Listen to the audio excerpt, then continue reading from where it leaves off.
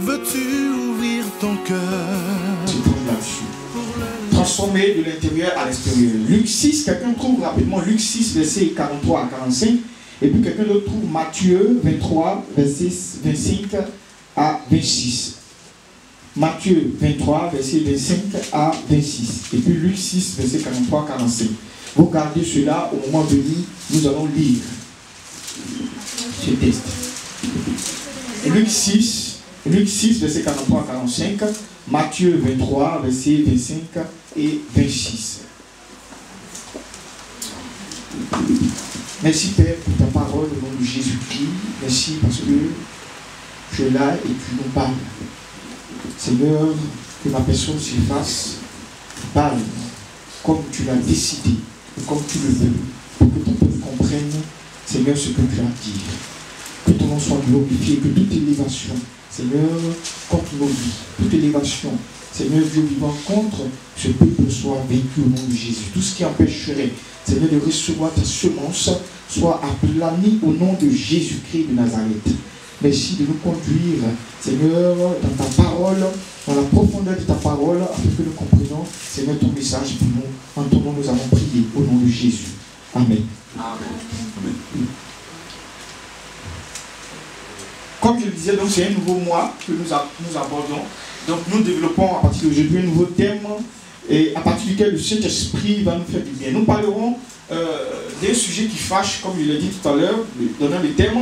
C'est un sujet très souvent qui fâche beaucoup de chrétiens, bon nombre de chrétiens, qui cependant a des fondements bibliques et qui méritent d'être enseignés dans ces temps qui sont les derniers, dans ces temps de fin. L'intérieur et l'extérieur du chrétien. L'intérieur et l'extérieur du corps de Christ, de l'enfant de Dieu. Peut-on séparer notre intérieur de notre extérieur ou peut-on les associer et faire un avec ces deux entités ou ces deux facettes de notre corps, de notre être entier? Vous savez, depuis quelques années, déjà, il y a un vent contraire qui souffle dans l'Église, dans la plupart des églises et dans la vie de bon nombre de chrétiens, quant à ce que Dieu considère et Dieu regarde dans la vie d'un chrétien. Quant à ce que Dieu considère et Dieu regarde dans la vie d'un chrétien. Une partie du corps de Christ est convaincue que Dieu, autant il accorde de l'importance à notre intérieur, autant il accorde de l'importance à notre extérieur. Une autre partie du corps de Christ est convaincue que Dieu ne fait pas attention à notre extérieur. Dieu ne regarde pas notre extérieur, cela lui importe peu. Ce que Dieu considère le plus, c'est notre intérieur. Alors, qui a raison et qui a tort? Qui est dans la vérité et qui ne l'est pas? Et ça, comme je dis, c'est un sujet qui suscite beaucoup de discussions, de polémiques, d'accord? Des personnes qui disent qu'il faut vivre la vie spirituelle avec ce qui est à l'intérieur seulement, c'est ce que Dieu regarde, et des personnes qui disent non, non et non, Dieu ne regarde pas ce qui est à l'intérieur seulement, Dieu regarde aussi à l'extérieur. C'est donc deux groupes, deux oppositions différentes. Et vous savez ce qui est plus intéressant dans l'histoire, c'est que chaque position, chaque personne prend des versets de la parole pour justifier sa position. D'accord? Chacun prend un verset dans les Écritures pour justifier cela, pour qu'il y ait avantage. Il tire avantage de sa position. Alors, il convient donc, en tant que peuple de Dieu, peuple de la SEM, ici, l'église évangélique de Moscou, il convient, afin de ne pas nous laisser entraîner, de ne pas nous laisser prendre au piège de ne pas nous laisser plutôt prendre dans ce piège infernal des discussions qui n'ont pas de tête, qui n'ont pas de cœur, il convient de voir ce que dit réellement la parole de Dieu. Qu'est-ce que la Bible dit à ce sujet? De notre intérieur et puis de notre extérieur. Qu'est-ce que la Bible dit réellement à ce sujet-là? Et donc, c'est dans ce sens que Dieu pose en notre cœur, en ce mois de mars, de pouvoir parler de cela, développer ce thème, notre extérieur et notre intérieur. De voir s'il y a une relation là-dedans entre la personne que nous sommes dehors devant les autres et puis la personne que nous disons être à l'intérieur de nous, s'il y a vraiment une relation ou bien s'il n'y en a pas. Pour cela, donc, nous allons lire celui qui a trouvé le premier test de base. Nous allons d'abord lire le test de base et puis après lire ensuite Matthieu 23. Celui qui a trouvé le test de base, Luc 6, verset 43 à 45, se tient debout et fait la lecture. Et nous tous nous disons Amen à la fin. Amen. Je lis la parole de Dieu. Un bon arbre ne porte pas de mauvais fruits, ni un mauvais arbre de bons fruits. En effet, chaque arbre se reconnaît par son fruit. On ne cueille pas de figues sur des ronces, et l'on ne vendange pas des raisins sur des ronces. Voici deux tests intéressants à partir desquels nous allons tirer quelques pensées de Dieu par rapport à notre thème, à l'introduction de notre thème aujourd'hui. Ici, dans le livre de Matthieu, Jésus s'adresse aux pharisiens. Vous allez constater ici que tout le livre, tout le chapitre 23, Jésus va utiliser des termes qui ne sont pas tendres. En tout cas, il va utiliser des termes qui ne sont pas tendres pour leur dire ce qu'ils sont réellement. Jésus va utiliser des termes, plusieurs termes, en parlant d'hypocrite. Il va dire pharisien hypocrite, il va dire race de vipère, il va leur dire fils de la géhenne. En fait, il utilise plein de mots ici pour décrire l'aspect, pour décrire l'état de ces chefs religieux, l'état de ces hommes de Dieu qui dirigeaient le peuple, pour leur dire ce qu'ils étaient réellement. Nous connaissons tous ici l'histoire des pharisiens. Les pharisiens, c'était les personnes, les religieux de l'époque. C'est-à-dire des personnes comme aujourd'hui, à notre époque ici, nous disons que nous sommes les chrétiens. Donc c'était les chrétiens de l'époque. C'était eux qui dominaient la société. Et donc, leur manière de vivre, leur manière de se comporter, leur manière de montrer que réellement, Jésus est en eux, le peuple de Dieu, enfin, le peuple qui n'avait pas encore accepté le Seigneur, les regardait, les prenait en estime, les considérait. Parce que c'était des hommes réellement qui disaient qu'ils étaient des hommes de Dieu. C'est-à-dire, quand tu le vois lui-même, tout son corps, de sa tête jusqu'à ses pieds, tu ne doutes pas que c'est un homme de Dieu. Tu ne doutes pas que c'est un chrétien. C'est réellement un chrétien. Et aujourd'hui, dans notre église, dans plusieurs églises, il y a des gens qui montrent cela. D'accord, qui sont réellement des chrétiens. Par la tenue vestimentaire. Tu sais réellement que ce dernier-là, même si on te dit rien sur ces personnes, tu peux deviner que ces personnes-là sont des chrétiens. Amen. Est-ce une mauvaise chose? Non. C'est une bonne chose. C'est une bonne chose. Mais ici, le problème que Jésus avait avec les pharisiens, c'est que comme lui il est Dieu et que lui sait ce qui est dans le cœur, son problème avec eux n'était pas ce qu'ils portaient à l'extérieur. Son problème maintenant était ce qu'ils avaient à l'intérieur d'eux. C'est là le problème de Jésus. Il dit, ici, il va le comparer avec tombeaux blanchis. Vous êtes comme des tombeaux blanchis. Vous donnez l'aspect de la sainteté. Vous donnez l'aspect de ce qui est consacré, de ce qui est pur, alors qu'à l'intérieur, c'est sale. Alors qu'à l'intérieur, on nous trouve des ossements desséchés. C'est impur. Et Jésus va attirer l'attention là-dessus. Parce que certainement à leur époque, l'homme de Dieu, le chrétien, devait à leur époque s'habiller d'une telle manière pour qu'on le reconnaisse. Parce qu'à leur époque, le chrétien avait pour obligation de témoigner extérieurement qu'il était chrétien. À leur époque. Donc ils ne pouvaient pas à la fois dire qu'ils sont des pharisiens, des hommes de Dieu, et puis à la fois s'habiller autrement que ce qu'ils sont. Ils étaient obligés de s'habiller ainsi. Obligés de s'habiller ainsi pour qu'on puisse les reconnaître comme ils sont. Je sais que l'intrusion de Jésus dans leur vie ce jour-là, ça ne les a pas plu. L'entrée de Jésus dans leur vie ce jour-là, vraiment, peut-être que ça contribue aussi à ce qu'on puisse vite le crucifier. On dit, bon, ce monsieur était tout, il dérange. Il dérange. Je veux ce matin qu'il y ait des personnes qui dérangent ici. Je veux trouver des personnes, des filles et des fils de Dieu ici qui dérangent les autres. Dans le bon sens, d'accord, que Jésus ici appelle. Pas déranger les autres parce qu'ils sont concentrés, ils sont en train de gêner. C'est maintenant tu viens avec le bon pain qui sent bon devant les barils. Non, pas ça. C'est pas de ça que je suis en train de parler.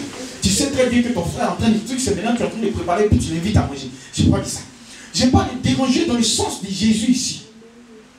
Déranger parce que ta vie dérange l'autre. Parce que ce qui est en toi dérange l'autre. Parce que tu mets à nu ce que l'autre fait qui n'est pas juste. C'est ça que je suis en train de dire déranger. Déranger ceux qui vivent contrairement à ce qu'ils pensent. Ceux qui vivent contrairement à ce qu'ils sont ou à ce qu'ils doivent être. Les déranger et les ramener dans la vérité. Jésus, comme je l'ai dit, il n'a pas employé de thème de douceur, de caresse. Non, il leur a dit que ce qui sont race de vipères, hypocrites que vous êtes. Hypocrite que vous êtes. La douleur de Jésus ici, c'était que l'on usurpait la parole de Dieu. L'on tournait la parole de Dieu à son avantage. Le problème de Jésus, c'est que l'on ne vivait pas dans la vérité. L'on ne disait pas ce qui doit être dit. L'on ne fait pas ce qui doit être fait. Mais si nous disons, nous marchons sur la parole, faisons ce que la parole demande. C'était là le message de Jésus pour eux. Vous êtes des hypocrites. Vous montrez à l'extérieur que vous êtes saints. Vous montrez à l'extérieur que vous êtes des fils de Dieu, alors qu'à l'intérieur c'est autre chose. Je veux des personnes qui dérangent comme ça. Et non des personnes qui se taisent. Des personnes qui sont passives. Passives plutôt et qui regardent les choses faire. Non. Jésus ne nous appelle pas à cela. Il nous appelle à prononcer la vérité, à proclamer la vérité. Vous savez, ici, ce qui fait très souvent que les gens finissent par accepter ce qui ne doit pas être accepté, c'est que personne ne dévoile cela, personne ne parle de cela. Et dimanche dernier, l'ancien le disait, il dit les gens proclamaient, on lutte pour des lois de l'homosexualité et les chrétiens ne parlent pas, les chrétiens ne disent rien. Mais finalement, quand on ne dit rien, ça veut dire qu'on consent. Quand on ne parle pas, ça veut dire qu'on est d'accord avec cela. D'une manière ou d'une autre, nous sommes d'accord avec cela. Donc, tant que vous ne parlerez pas, tant que vous ne direz pas cela, finalement, au fil des années, ça devient une normalité. Au fil des années, ça devient quelque chose de normal. Et puis, on vit avec. C'est cela, beaucoup de choses, beaucoup d'erreurs se sont introduites dans l'église. Et puis, c'est devenu aujourd'hui dans les églises, c'est devenu des choses qui sont devenues des choses normales dans l'église. Parce que quand ça commençait, les gens savaient que ce n'était pas juste. Les gens savaient que ça déviait de la parole de Dieu. Mais personne n'a eu le courage de dévoiler cela. Personne n'a eu le courage de crier sur tout le temps pour dire c'est pas juste conformément à la parole de Dieu. Personne n'a dit cela. Et donc il y a eu beaucoup d'adhérents. Les gens ont adhéré aux pensées, les gens ont adhéré au caractère. Finalement, c'est devenu quelque chose de normal dans l'église. Quand toi maintenant tu arrives et que tu prends la Bible et que tu dis c'est pas normal, on dit non, non, c'est normal parce que depuis longtemps ça se fait. C'est normal. Bien-aimé, on ne peut pas cacher la vérité. On ne peut pas cacher la vérité. On ne peut pas passer à côté de la vérité. On ne peut pas faire semblant comme on ne voit pas. Alors qu'on voit. D'accord? On ne peut pas faire semblant dans notre vie. Dans la vie de l'église, on ne peut pas faire semblant. Et Jésus ici, par son engagement vis-à-vis de la parole de Dieu, la parole de son Père, la vérité, Jésus ici s'est levé et puis dit ce qu'il fallait dire. C'était des pharisiens, c'était des hommes de Dieu. Ils n'avaient pas peur de Dieu. Et donc si c'est un homme de Dieu, comme je suis en train de dire, j'ai parlé tout à l'heure de Paul Yongisho. C'est un homme de Dieu, c'est un homme de Dieu qui est respecté au niveau mondial. Dans tout le domaine évangélique, au niveau mondial. Mais ces anciens n'ont pas eu peur de valider sa position. Ils ont dit ce qui n'allait pas. Ils ont dit ce qui n'allait pas. C'est un homme de Dieu, c'est vrai. Ils l'ont appelé certainement de côté. Vous lisez là, ils l'ont appelé de côté, ils l'ont dit de se repentir. Ça c'était en cachette, en aparté. Mais il n'a pas voulu. Finalement, ils ont dit haut et fort. Donc il ne faut pas avoir peur, même si c'est ton responsable d'église qui ne vit pas tu sais qu'il ne vit pas. La sagesse de Dieu te demande de l'appeler de côté d'abord. D'accord? Parler serviteur de Dieu, ce que tu fais, c'est pas bon. D'accord?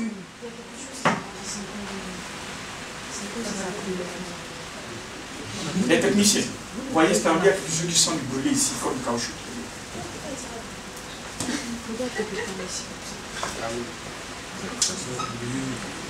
D'accord? Pendant qu'il regarde, vous suivez, d'accord? On se concentre ici, nous ne laissons pas distraits. On se concentre ici.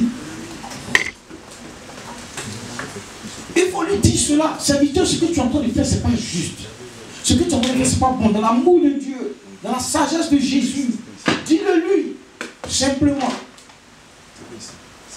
Dis-le lui simplement. Amène-le à la vérité de Dieu. Amen, se dédier à comprendre la vérité de Dieu. Et c'est ce que Jésus ici va faire. Maintenant, ce qui m'intéresse ici, conformément à notre texte de base, à notre thème du mois de mars, c'est le verset 25 et 26 que nous avons lu. Vous pouvez lire cela après, tout le chapitre à la maison, d'accord?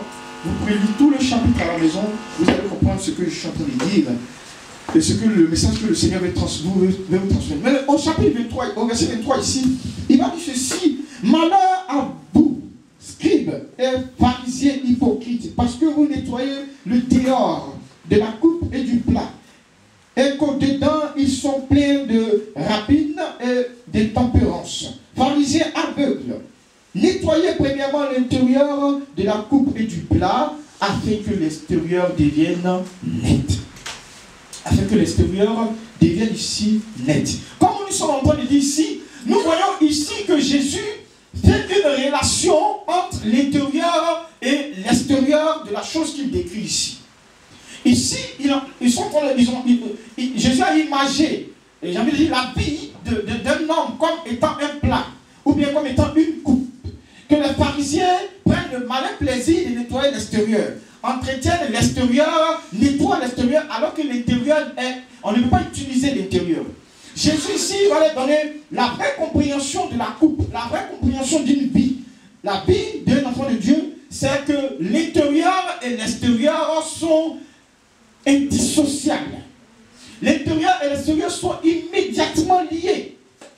Donc je ne suis pas d'accord. Je ne prends pas parti pour ceux qui disent et qui se fondent sur leur position en disant que le Seigneur regarde seulement au cœur. Ou bien c'est le cœur qui intéresse le Seigneur. Dans ce qu'ils disent, il n'y a pas de... C'est pas que ça faux ce qu'ils sont en train de dire. Le Seigneur regarde l'intérieur, mais leur phrase est incomplète. Leur pensée est incomplète. Ce qu'ils défendent est incomplet. Et c'est ça qu'il faut leur dire. Ce qu'ils défendent est incomplet. Je suis d'accord. Si on dit le Seigneur regarde au cœur, d'accord? Mais je suis d'accord également quand on dit l'Éternel regarde à l'extérieur. Je suis d'accord avec ça. Donc je dis simplement que le Seigneur s'intéresse à notre cœur. Si le Seigneur s'intéresse à ce que nous avons dedans, c'est de se mentir soi-même. Nous cachons quelque chose. Nous cachons quelque chose que nous ne voulons pas montrer. Nous ne voulons pas que les gens découvrent quelque chose dans notre vie. Et c'est ça. C'est cela. C'est ce que les pharisiens cachaient. Les pharisiens, pour c'était le contraire. Pour nous aujourd'hui ici, on défend en disant le Seigneur voit notre intérieur. Il ne regarde pas l'extérieur. Les pharisiens à l'époque disaient ceci: quand on regarde l'extérieur, on ne regarde pas l'intérieur. C'est-à-dire personne pour contrôler ce qui est en eux. Donc il fallait bien se comporter. Alors que chez nous ici aujourd'hui, on dit il n'y a personne pour comparer ce qui est à l'intérieur de moi, donc ne regarde pas à l'extérieur. Parce que ce qui est à l'intérieur, c'est plus important que ce que tu vois devant toi. C'est ce que je suis en train de dire. Comme je le dis, je suis en partie d'accord avec vous. En fonction de ce que nous avons à l'intérieur de nous. Mais je ne suis pas d'accord à cause de ce qui va suivre maintenant. De ce que l'Esprit de Dieu veut nous dire en ce matin. Jésus va dire ceci. Il dit nettoyez d'abord l'intérieur et l'extérieur suivra. Nettoyez premièrement l'intérieur et l'extérieur suivra. Donc je suis d'accord quand on dit la vie spirituelle, on commence à la vivre à partir de l'intérieur du cœur. Je suis pleinement d'accord avec vous. Je suis d'accord quand on dit le Seigneur regarde au cœur. Je suis pleinement d'accord avec cela. Mais je ne suis pas d'accord quand ça ne découle pas sur notre extérieur. Là, je ne suis pas d'accord. Là, le Seigneur n'est pas d'accord non plus. Il n'est pas d'accord quand ce que nous disons avoir à l'intérieur de nous ne découle en aucun cas, en aucune façon sur notre extérieur. Bien aimés, nous sommes en train de nous tromper nous-mêmes. Nous sommes en train de nous tromper nous-mêmes. Et c'est ce que Jésus disait aux pharisiens. Vous voyez ici que le message de Jésus est clair. Donc personne ne peut me tromper en me disant le Seigneur regarde le cœur. La seule message, je vais faire sortir ce test. En disant ceci, Jésus dit, d'accord, je suis d'accord. Dis nettoyer d'abord le cœur parce que c'est le cœur il regarde. Mais dit finalement, ça va se découler sur ton extérieur. C'est ce que Jésus dit, c'est ce qui est écrit ici. Il dit nettoie premièrement le cœur. C'est vrai, c'est là-bas que tout prend son origine. Mais il dit nettoie cela avec aussi l'extérieur soit net. Ça veut dire que l'extérieur aussi soit transformé. Soit pur. Donc il y a une relation évidente et immédiate ici. Tout commence par le cœur. Nul ne peut nier cela. Même si nous ne sommes pas d'accord pleinement, mais nous comprenons, nous savons ceci, que tout commence par le cœur. C'est pour cela que Jésus va dire dans le Proverbe 4, verset 23, il va dire ceci, garde ton cœur plus que toute autre chose, car c'est de ce cœur-là que vient la source de vie. D'accord? Donc garde ton cœur, tout vient du cœur, c'est le moteur principal. Ce n'est pas le cœur physique ici que nous voyons qui parle, c'est pas ça. On parle du cœur comme le siège des pensées, le siège de tout, du début de tout ce que nous manifestons. Garde cela plus que toutes choses, parce que si la source n'est pas pure, l'eau sera contaminée. L'eau sera contaminée. Si la source elle n'est pas pure, ce n'est pas bon. L'eau sera contaminée. Donc tout part du cœur. Nous sommes d'accord là-dessus. Amen. Amen.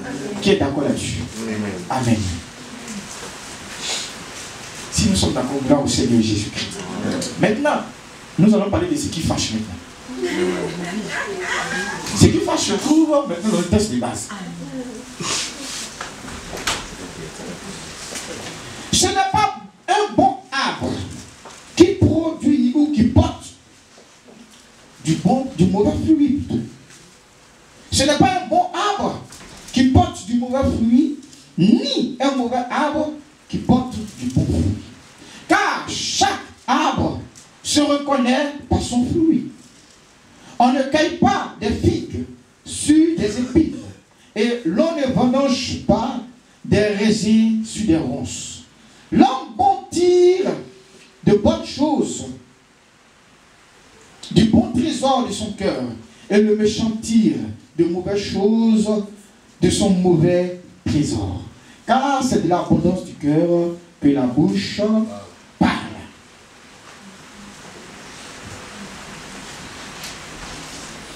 C'est de l'abondance du cœur que la bouche parle.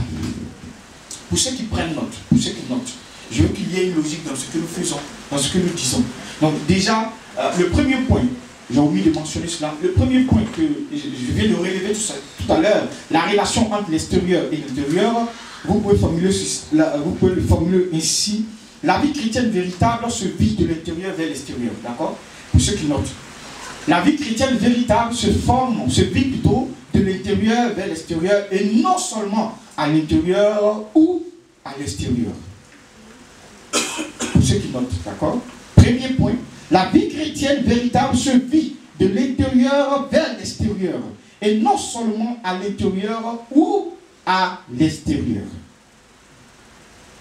Deuxième point maintenant qu'il faut noter ici, c'est que la semence que nous avons reçue, ou bien la semence que tu as reçue, est puissante pour transformer à la fois ton intérieur et ton extérieur. Ah, je veux mettre l'accent là-dessus. Comme je le dis souvent, ceux qui défendent la position pour dire le Seigneur regarde seulement mon cœur et non pas ce que je fais à l'extérieur.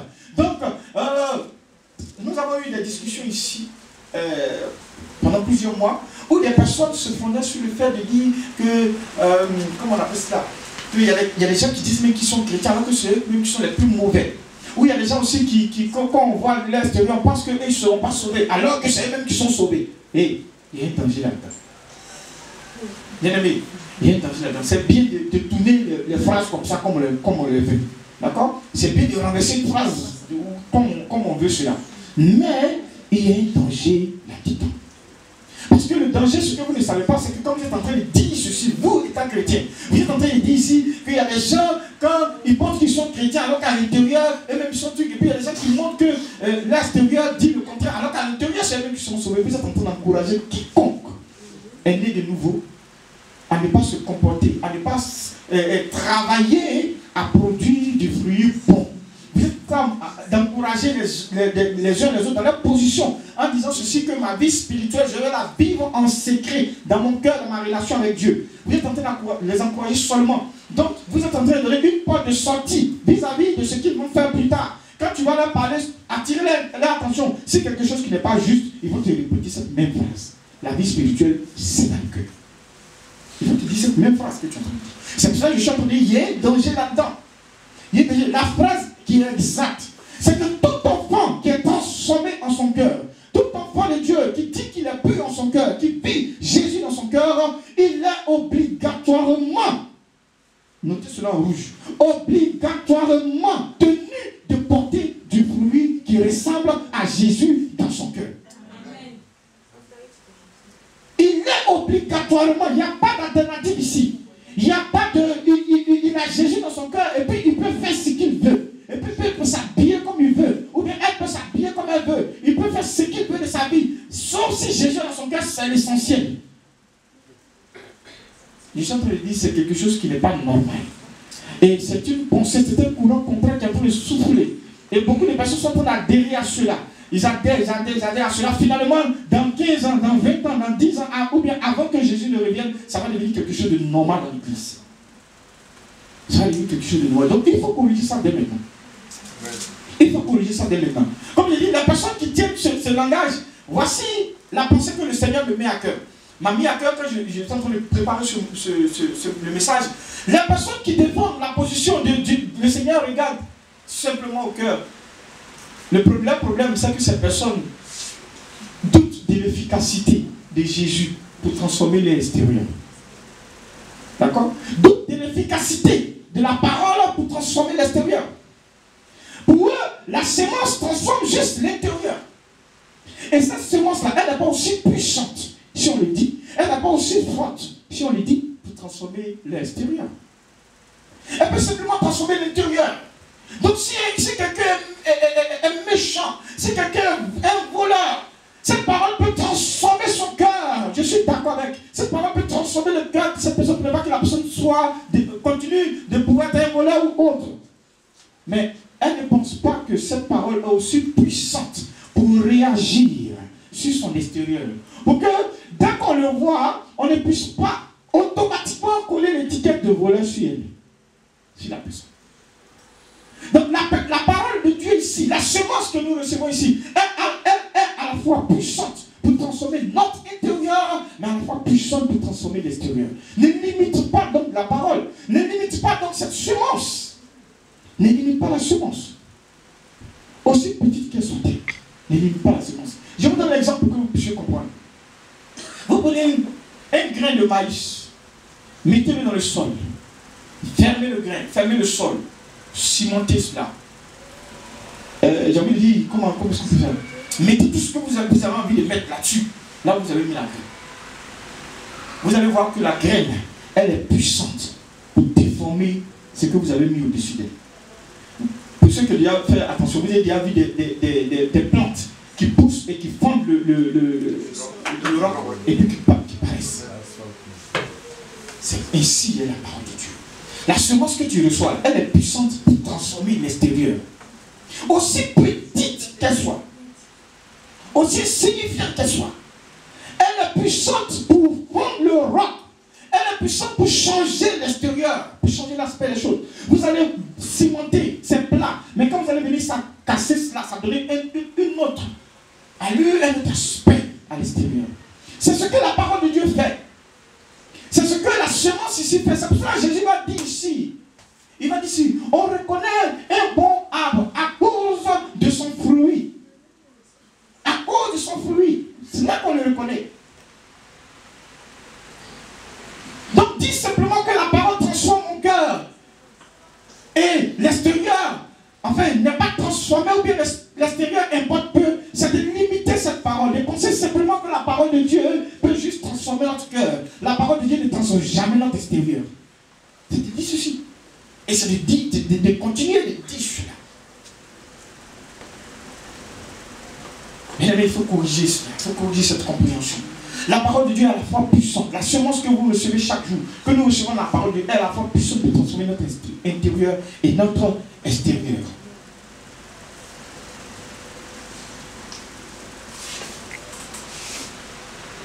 Le troisième point qu'il faut noter, ceux qui écrivent, troisième point qu'il faut noter, le secret de la transformation extérieure dans une vie chrétienne est de permettre au cœur d'être dans l'abondance de la parole. Oh, j'aime cela. Amen. Jésus m'a dit ici, nous avons très souvent utilisé ce texte, c'est de l'abondance du cœur que la bouche parle. C'est de l'abondance du cœur que la bouche parle. Le secret de la transformation extérieure dans la vie du chrétien est de permettre au cœur et de permettre à son cœur d'être dans l'abondance de la parole. Vous allez voir ici que Jésus va dire, c'est de l'abondance du cœur que la bouche parle. Nous tous ici, nous savons ce qu'on appelle abondance. C'est ce qui remplit ton cœur. C'est ce qui est beaucoup dans ton cœur. Je simplifie pour que vous compreniez. C'est ce qui est beaucoup dans ton cœur. C'est avec ça que ta bouche peut se suivre. D'accord? Pour que l'extérieur suive. Si je vous donne ici un seau d'eau, d'accord? Un seau d'eau qui est sale, c'est vide. Le seau d'eau est superment sale. On a traîné ça dans la bouche, je dépose ici. Je vous donne une éponge, un savon. Et puis je vous donne un verre d'eau. Un verre d'eau. Et puis je vous dis, lavez-moi ce seau pour que ce seau devienne et à l'intérieur propre et à l'extérieur propre. Dites-moi concrètement, est-ce que c'est possible? Est-ce que c'est faisable? Non, concrètement, dites-moi. Je vous donne un verre d'eau. Les verres plastiques qu'on peut boire de l'eau, on jette après là. Je vous donne ce verre d'eau. Je vous donne un seau d'eau. Un seau normal d'eau, bien grand. Et puis je vous dis de laver ce seau avec le verre d'eau que je vous donne. Pour que à la fois à l'intérieur et à l'extérieur soit propre. Est-ce que c'est réel ce que je suis en train de vous demander? C'est pas réel ce que je suis en train de vous demander. C'est pas réel. Pourquoi c'est pas réel? Parce qu'il n'y a pas d'eau en abondance pour produire ces deux résultats. Vous comprenez ce que je te dis? Parce qu'il n'y a pas de l'eau en abondance. Tu me dis tu veux avoir quelque chose de propre et à l'intérieur et à l'extérieur. D'accord? La personne qui va commencer à laver, peut-être va commencer à laver l'intérieur parce qu'elle va dire l'intérieur du seau c'est un peu. C'est vrai, va commencer à laver l'intérieur. Mais tu me dis tu veux un seau propre, tu me donnes de l'eau dans un verre. C'est ce que beaucoup de chrétiens font. Nous voulons que notre vie extérieure soit transformée. Et puis nous avons la parole de Dieu comme un verre d'eau. Une goutte d'eau dans notre cœur. Nous voulons que cette goutte d'eau transforme notre extérieur. C'est impossible. C'est pas possible, bien-aimé. C'est pas possible. C'est pour ça que Jésus va mettre l'accent sur ce qui est abondant ici. Il dit c'est de l'abondance du cœur. C'est l'abondance qui fait que la transformation arrive. Donc, le secret d'être transformé à l'extérieur de nous, c'est que notre cœur demeure dans l'abondance. C'est que notre cœur baigne dans l'abondance de la parole de Dieu. Si ton cœur baigne dans l'abondance de la parole de Dieu, de la présence de Dieu, il n'y a pas de raison pour que ton extérieur n'en bénéficie pas. Il n'y a pas de raison pour ça. Et donc, comme je dis, ceux qui disent Seigneur, regarde dans le cœur seulement, ils sont en train de cacher quelque chose. Et ce qu'ils cachent aussi, ça. C'est cela ce que le Seigneur est en train de lui dire. C'est qu'en réalité, dans le cœur, il n'y a que des gouttes d'eau. Ça ne peut pas transformer l'extérieur. En réalité, dans le cœur, il n'y a pas de l'abondance de la parole. Autrement dit, cette parole ne peut pas transformer l'extérieur. Peut-être qu'ils ont lutté avec. Mais il n'y a pas la parole en abondance dans le cœur. Le cœur ne baigne pas dans la présence de la parole de Dieu. Le cœur ne baigne pas dans la présence de Dieu. La vie ne baigne pas dans la présence de Dieu. Mais vous ne pouvez pas lui demander de devenir ce qu'il n'est pas, de produire ce qu'il n'a pas. Vous ne pouvez pas lui demander cela. Donc finalement, quand on lui pose la question, tu es chrétien, il dit oui, je suis chrétien. Mais pourquoi tu te comportes comme ça? Dieu ne regarde pas à mon extérieur. C'est au cœur que Dieu regarde. Il est en train de cacher réellement quand en réalité il ne connaît rien de la parole. En réalité, son cœur n'a même pas de quoi se nourrir. En réalité, son cœur n'a rien sur lequel il peut s'appuyer pour que son extérieur soit transformé. Voici ça, voici la faiblesse. Vous comprenez? Voici la faiblesse qu'il y a dans sa phrase. Quand il est en train de dire Dieu regarde simplement au cœur. En réalité, il est en train de dire mon frère, la parole là, je ne suis pas plongé dedans pour que ça puisse me changer. Il est en train de dire la parole, je ne connais pas ça suffisamment pour que ça produise un résultat extraordinaire. Je ne l'ai pas suffisamment. Donc finalement, il te donne la phrase qui passe partout. Dieu regarde le cœur. Quand il te dit ça, finalement, comme tu ne connais pas son cœur, comme tu ne peux pas ouvrir son cœur pour regarder, bon, écoutez, on va te donner le bénéfice du doute. D'accord? Le bénéfice du doute. On va t'accorder celui-là. Le Seigneur dit ceci, Que le secret, pour que notre Seigneur soit transformé, c'est que notre cœur soit dans l'abondance. L'abondance de quoi? L'abondance de la parole de Dieu, l'abondance de la prière, l'abondance de la présence de Dieu, l'abondance de l'adoration, l'abondance de la crainte de Dieu. C'est tout cela qui produit inévitablement un résultat sur notre extérieur. Qui produit inévitablement. Maintenant, si je vous donne un seau d'eau, d'accord? Sale. Et puis je vous mets au bord d'une rivière. Et puis je dis, transforme-moi ce seau. Faites que le seau là, l'intérieur et l'extérieur soient propres. Vous savez pas quand votre réaction ce sera quoi? Vous allez laver le seau et vous allez le plonger dans l'eau. Immergez cela. Bien aimé, si ta vie est immergée de la parole de Dieu, tu vas sortir propre, intérieur, extérieur propre. C'est cela qu'il faut comprendre, bien aimé. C'est ça, la parole de Dieu.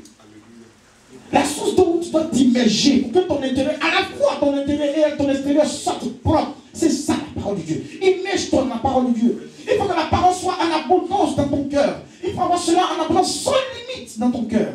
Quand tu as ça sans limite, il n'y a pas de raison pour que tu produises de mauvais fruits. Il n'y a pas de raison que tu viennes à l'église et puis tu habilles de manière bizarre, les mini, des trucs pour séduire les gens. Quand tu dis, hey, change, tu dis c'est Dieu qui regarde le cœur. Dieu ne regarde pas ton cœur. Tu dois produire du fruit. Dieu ne regarde pas le cœur seulement, il regarde l'extérieur. Il n'y a pas de raison que tu arrives ici avec des boucles d'oreilles en tant qu'homme, des boucles d'oreilles ou des tresses. Et puis quand on dit non, tu dis non, Dieu regarde. Hey, Dieu attend que tu enlèves ces boucles et que tu enlèves ces boucles. C'est ce que Dieu attend. Il ne prend pas la peine de regarder ton cœur là. Il veut que tu enlèves ça. Enlève ce que tu es. Enlève ça. Vous savez, je suis, comme je le dis souvent, Paul l'a dit dans sa parole. Il dit, quand Paul a comparé un nouveau chrétien comme un bébé spirituel, d'accord, un bébé qui vient de naître, quand il naît, il prend du lait. Je suis d'accord, ou je peux tolérer en tant que serviteur de Dieu. Je peux tolérer qu'un chrétien soit converti, que ce soit une prostituée ou bien un chrétien qui était dans le monde, qui a fait le monde, soit converti. Peut-être qu'il dans le monde, il avait ses dieux, il avait ses boucles, il avait machin, qui viennent à l'église, qui soit converti. Je peux tolérer cela, qui viennent et qui soient convertis. Dans l'immédiat, en tant que serviteur de Dieu, je le répète, dans l'immédiat, je ne vais pas lui dire, hey, rase-toi, enlève tes boucles, enlève tes trucs. Non, ce n'est pas le plus important dans l'immédiat. Dans l'immédiat, ici, ce qui est le plus important pour lui, c'est que son cœur s'ouvre au Seigneur Jésus. Donc, je vais travailler avec lui sur son cœur. Demandez au Seigneur, Seigneur, fais ton œuvre dans son cœur. Vous savez, peut-être même, je ne vais même pas parler de ses boucles. Je ne vais même pas parler de ce qu'il est à l'extérieur de lui. Je ne vais pas parler de cela. Que ce soit une prostituée ou bien quoi, qu'elle continue de porter ses mini, qu'elle pour séduire. Je ne vais pas mettre l'attention là-dessus. Mais je vais mettre l'attention sur la parole. Je vais bombarder son cœur de la parole de Dieu. Je vais bombarder son cœur de ce qui doit être fait, de ce qui est normal de faire comme un enfant de Dieu. Je vais bombarder son cœur de la présence de la parole de Dieu. Et face à la parole de Dieu, son extérieur sera net. C'est pas moi qui va le changer. Comme je dis, c'est un sujet qui passe dans l'église. Parce que quand on dit aux gens de ne pas s'habiller ici, les gens pensent qu'on veut s'ingérer dans leur vie. On veut qu'il change. Mais un homme ne peut pas changer un homme. C'est pour cela qu'on te donne une réponse qui ferme ta bouche. On dit c'est Dieu qui regarde le cœur. Finalement, ça ferme ta bouche. Un homme ne peut pas changer un homme. Donc dis, c'est comme ça, c'est comme ça. Non. Là où quelqu'un peut changer un homme, c'est de lui présenter la parole de Dieu. Et c'est la parole qui transforme et qui change la vie d'un homme. Donc je suis d'accord. Quand tu viens d'être converti, 1 mois, 2 mois, peut-être tu continues. Mais je ne suis pas d'accord quand tu commences à faire 6 mois dans l'église. Quand tu commences à faire 1 an dans l'église, quand tu as vieilli dans l'église et que tu continues de te comporter comme quelqu'un qui vient d'accepter Jésus, je ne suis pas d'accord avec cela. Je suis d'accord qu'un arbre, qui vient de pousser, qui vient de sortir du sol, ce arbre, je suis d'accord qu'on mette autour de lui des choses pour le protéger. Pour ne pas que quelqu'un puisse le cogner ou bien le déraciner. Je suis d'accord pour cela. Mais quand ce arbre devient un manguier, je ne suis pas d'accord qu'on vienne mettre quelque chose autour de lui. Il a la capacité, à cause de ses racines, de se protéger lui-même, de résister au vent. Je peux le protéger au début. Je peux le protéger parce qu'il est encore petit. On compte le vent pour qu'ils vont le déraciner. Mais quand il devient un arbre, un solide arbre, il a pour devoir de résister au vent. Ça veut dire de produire le fruit de l'arbre qu'il est. Je suis d'accord avec ça. Donc je ne suis pas d'accord quand on dit dans l'église, qu'on vieillisse dans l'église, et puis qu'on a des comportements du monde, et puis on demande, on dit non, Dieu regarde quoi. Non! Tu es encore un bébé spirituel. Tu es encore un bébé spirituel. Tes années t'ont trompé pour rien. Les années t'ont trompé. Tu es encore un bébé spirituel.